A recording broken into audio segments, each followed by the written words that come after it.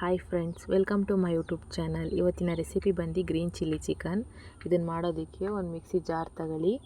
ಹಾಗೆ ಒಂದಿಡಿ ಕೊತ್ತಂಬರಿ, ಒಂದಿಡಿ ಪುದೀನ ಮತ್ತು ಖಾರಕ್ಕೆ ಎಷ್ಟು ಬೇಕೋ ಅಷ್ಟು ಹಸಿರು ಮೆಣಸಿನ್ಕಾಯಿ ಹಾಕಿ ನುಣ್ಣಗೆ ಪೇಸ್ಟ್ ಮಾಡ್ಕೊಳ್ಳೋಣ.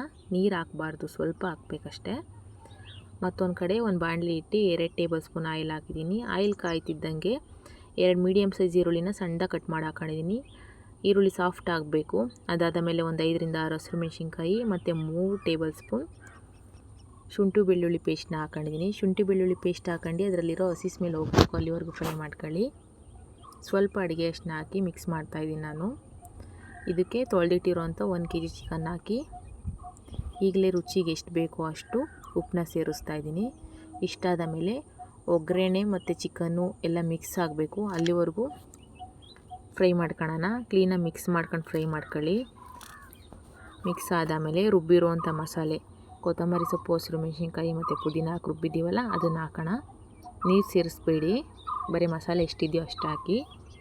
ಅದು ಹಸಿ ಸ್ಮೆಲ್ ಹೋಗಬೇಕು ಮತ್ತು ಎಣ್ಣೆ ಬಿಡ್ಕೊಬೇಕು, ಅಲ್ಲಿವರೆಗೂ ಫ್ರೈ ಮಾಡಿ. ಒಂದು 3 ಸ್ಪೂನ್ ಮೊಸರು ಹಾಕ್ತಾಯಿದ್ದೀನಿ, ಯಾಕಂದರೆ ಗ್ರೇವಿ ಬೇಕು ನನಗೆ, ಅದಕ್ಕೆ ಮೊಸರು ಹಾಕ್ತಾಯಿದ್ದೀನಿ, ಗಟ್ಟಿ ಮೊಸರು.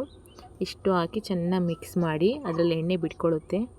ಆವಾಗ ಒಂದು ಚಿಕನ್ ಮಸಾಲ ಸೇರಿಸ್ತಾಯಿದ್ದೀನಿ. ನಾನು ಬೇರೆ ಧನಿಯಾ ಪುಡಿ ಏನೂ ಯೂಸ್ ಮಾಡ್ತಿಲ್ಲ, ಗರಂ ಮಸಾಲ ಏನೂ ಯೂಸ್ ಮಾಡ್ತಿಲ್ಲ, ಒಂದೇ ಒಂದು ಚಿಕನ್ ಮಸಾಲ ಪೌಡರ್ ಹಾಕ್ತಾಯಿದ್ದೀನಿ ನಾನು.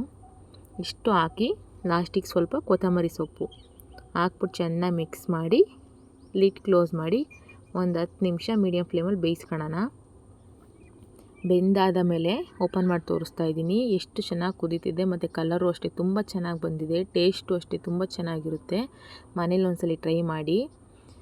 ಗ್ರೇವಿ ನೋಡಿ, ಥಿಕ್ನೆಸ್ ನಮಗೆ ಎಷ್ಟು ಬೇಕೋ ಅಷ್ಟು ಹಾಕೊಳ್ಳಿ. ಈ ರೆಸಿಪಿ ಇಷ್ಟ ಆದರೆ ಒಂದು ಲೈಕ್ ಮಾಡಿ, ಹಾಗೆ ಶೇರ್ ಮಾಡಿ, ಕಮೆಂಟ್ಸ್ ಮಾಡಿ, ನಮ್ಮ ಚಾನಲ್ಗೆ ಸಪೋರ್ಟ್ ಮಾಡಿ. ನಾನು ನೋಡಿ ಒಂದು ಪ್ಲೇಟಿಗೆ ಸರ್ವ್ ಮಾಡಿ ತೋರಿಸ್ತಾ ಇದ್ದೀನಿ. ತುಂಬ ಚೆನ್ನಾಗಿ ಬರುತ್ತೆ. Thank you, bye.